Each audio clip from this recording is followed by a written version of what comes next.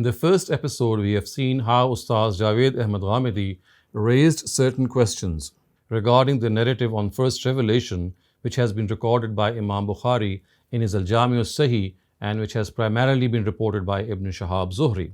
Ustaz Javed Ahmad Ghamidi has put forth another narrative, and this narrative has been recorded by Ibn Hisham, the famous historian and the famous biographer of the Prophet.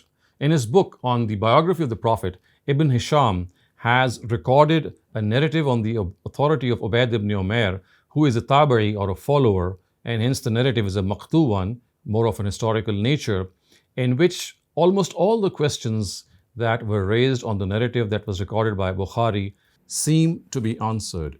So he thinks, and his opinion is, that this is the narrative that should be considered to be the narrative which relates the first revelation story. And this is a narrative in which the Prophet Muhammad, peace be upon him, actually had met Gabriel in a dream. So the whole incident never took place in the form of a physical appearance or a physical encounter between Gabriel and the Prophet. So this narrative actually shows that all this incident took place in a dream, and the way it has been narrated, it will be seen that the answers which he has raised almost completely. So here is a text of that narrative. According to Ubayd ibn Umair, the Prophet of God used to do itikaf in the Hira cave every year for a month and give food to the indigent who came to him. At the end of his itikaf of that month, the first thing he used to do before returning home was to go to the Kaaba and circumambulate 7 times, or as God willed. Then he would return to his house. This continued to happen until the month arrived in which the Almighty willed to honor him with his blessing in the year he wanted to appoint him a prophet. That month was the month of Ramadan. He went to Hira as was usual to him, and his family was with him. When it was the night in which God honored him with his message and showed mercy to his servants through it, Gabriel came to him with the command of God. The Prophet said, "Gabriel came to me while I was asleep and brought in a coverlet of brocade whereon was something written, and said, 'Read.' I said, 'I cannot read.' He squeezed me so vehemently that I thought I would die. Then he let me go and said, 'Read.' I said, 'I cannot read.' He squeezed me once again so vehemently that I thought that I would die. Then he let go of me and said, 'Read.' I said, 'What should I read?' He again squeezed me so vehemently that I thought that I would die. Then he said, 'Read.' I said, 'What then should I read?' fearing that he would do the same embrace that he had did before.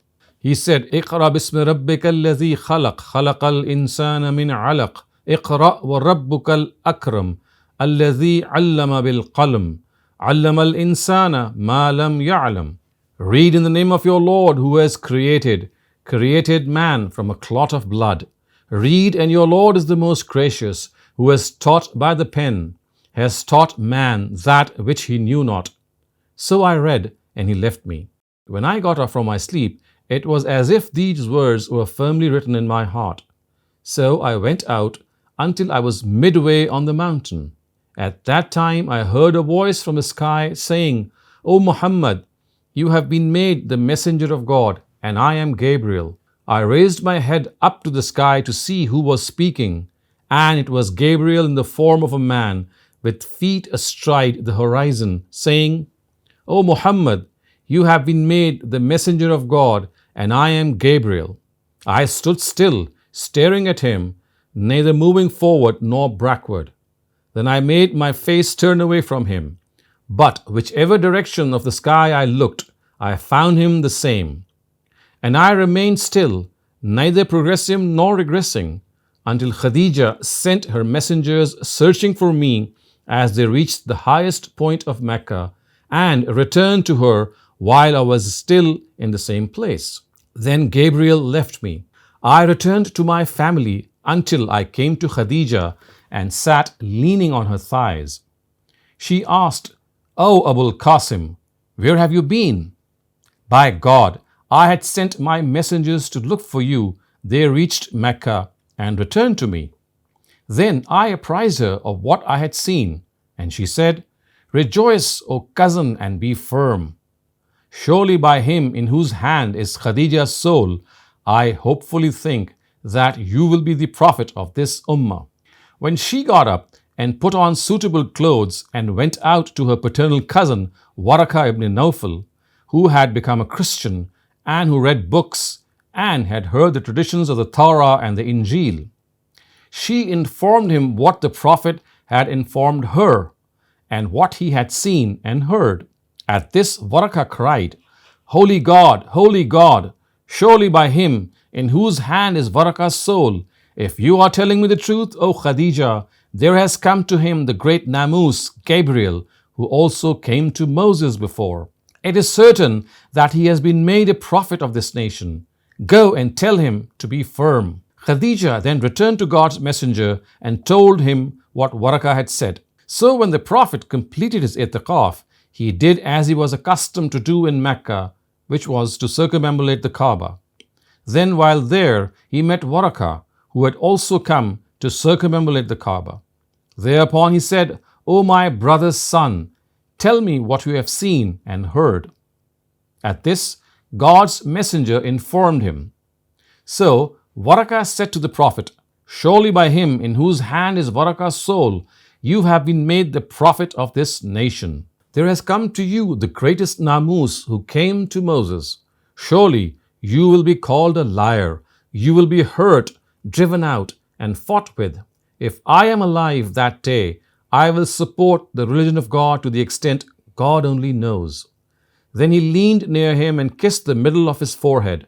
Then the Prophet returned home. So viewers, you can see that some basic questions which were raised on Bukhari's narrative, they stand answered. First, it can be seen that Ibn Hisham did not accept Zuhri's narrative the way it was recorded by Imam Bukhari. Yes, he just takes a very short part of that narrative and it only says that he had true dreams and he wanted to sit in privacy. That is all that he has taken from the narrative which was recorded in Bukhari. But now this narrative, which is recorded on the authority of Ubayd ibn Umair, according to Ustaz Javed Ahmad Ghamidi, it answers almost all the basic questions. So the first thing is that it is evident that the Prophet did not go to the cave of Hira for some meditation or muraqabah, as is evident from the Bukhari narrative. This Ibn Hisham narrative says that he would go there for i'tiqaf in the cave of Hira, and that too with his family. And this was his grandfather's tradition, and they would also feed the poor. So, of course, this question that he went there, he meditated, he was in the muraqabah, there was some spiritual exercise, there was no such thing. The second thing is, you can clearly see, is that the word tahannus is not even mentioned in this narrative. The word tahannus, which is a word which is very, very alien to the Arabic language, as we had pointed out earlier, it does not even exist in this narrative. The third thing is that the Quran was shown to the Prophet in this dream symbolically.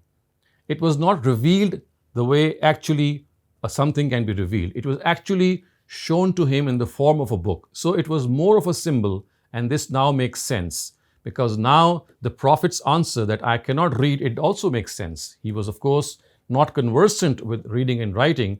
So therefore, when Gabriel said to him that read, and his answer that I cannot read, it makes perfect sense. The fourth thing which is evident from this narrative is that there is no anxiety or worry which is shown by the Prophet, which was shown in the narrative that is recorded by Imam Bukhari, in which the Prophet became very disturbed. He came back to his wife Khadija and he said that have me covered, zammiluni, zammiluni. And this fear is something which never arises when the Almighty reveals any divine command to his prophets. The fifth thing also that becomes evident is that if he did not go to the Kaaba for the i'tiqaf, it does seem that it was because there were several idols that were placed there and he was not comfortable doing i'tiqaf there. Otherwise, the most probable place for him to do i'tiqaf was the Kaaba. But it seems that because of the idols that were placed in the Kaaba, he chose the cave of Hira so that this was a place that the i'tiqaf could be done in a peaceful way. The sixth thing in this regard is that although this narrative is a maktu one, which means that it is a historical narrative, we can see that as far as the narrative of Bukhari also is concerned, that too is a mursal narrative. Although it's not something which is directly from the Prophet, it is also a form of of a historical narrative. So both these narratives are historical in nature, and in the case of historical narratives, it is the daraya or the principles of interpretation that must be considered first, then the chain of narration itself. The seventh thing is that when the Prophet got up from his dream, he was appointed as God's prophet, and this was announced by Gabriel, which is a very correct logical sequence of events. Of course, he saw that dream, and when he woke up from that dream, he came out of that cave, then he actually encountered Gabriel, and Gabriel at that instance actually announced that you are being made God's messenger and that I am his angel.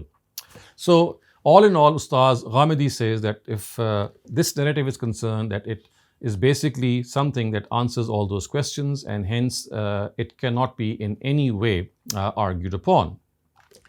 Now the question which Ustaz Ghamidi has addressed is that what exactly was the first revelation in the Quran which was revealed, because we know it could not have been Iqra bismi rabbika allazi khalaq, because it was never revealed physically. It was just a dream that was shown to him, and more importantly, it was symbolic in nature, that a part of the Quran was being brought before him. So Ustaz Ghamidi says that Surah Fatiha is the first revelation.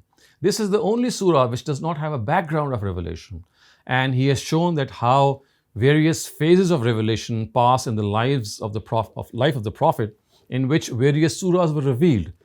But as far as Surah Fatiha is concerned, it is devoid of any phase. It is as if it is at the start of his preaching mission, at the start of his whole endeavor of preaching, that this surah was revealed. So there are people who are always addressed, we know, in various surahs, who are present in Arabia, and for example, they are the idolaters, they are the people of the book, they are hypocrites, they are Muslims. But this is the only surah in which you don't have any addressee. It's basically an invocation. It's basically a dua, a supplication to the Almighty. And therefore we can say that this is the supplication, and the rest of the Quran is an answer to that supplication, because the supplication was a supplication to provide guidance, to receive guidance, and that is how exactly it happened. And for this reason we find that it was also placed at the very start of the Quran. So in other words, we must understand that it's very logical the way Surah Fatiha begins with this invocation for guidance, and the rest of the Quran, which is placed after Surah Fatiha, is an answer to that call for guidance. Ustaz Ghamidi also says that the Quran itself portrays the first and the second instances of Wahi in Surah Najm. In the first of the opening part of Surah Najm, you will clearly see how Gabriel came very close to him, and then he revealed to him part of the Quran. And in the second instance, he was on the horizon and he communicated once again the second revelation to the Prophet. So in Surah Najm, we can see how the portrayal of the first and second revelation took place, and I will now read out Surah Najm before you. وَالنَّجْمِ إِذَا هَوَى مَا ضَلَّ صَاحِبُكُمْ وَمَا غَوَى وَمَا يَنطِقُ عَنِ الْهَوَى إِنْ هُوَ إِلَّا وَحْيٌ يُوحَى عَلَّمَهُ شَدِيدُ الْقُوَى ذُو مِرَّةٍ فَاسْتَوَى وهو بالأفق الأعلى ثم دنا فتدلى فكان قاب قوسين أو أدنى فأوحى إلى عبده ما أوحى ما كذب الفؤاد ما رأى أفتمارونه على ما يرى ولقد رآه نزلة أخرى عند سدرة المنتهى عندها جنة المأوى إذ يغشى السدرة ما يغشى ما زاغ البصر وما طغى لقد رأى من آيات ربه الكبرى. The stars, when they fall, bear witness that your companion is neither lost nor has gone astray, and he does not speak out of his own fancy. This is but a revelation sent down to him. He was taught by an angel, mighty in power, towering in character, endued with wisdom. He appeared while he stood poised, being on the highest horizon. Then he drew near and came down within 2 bows' length, or even closer. The Almighty then revealed to his servant that which he revealed. His heart did not deny his vision. So, will you then quarrel with him over what he is seeing? And he held him once again near the farthest lote tree, close to which is the garden of repose, when the lote tree was being covered with that which was covering it. His sight did not falter nor lost its poise. He saw his Lord's great signs.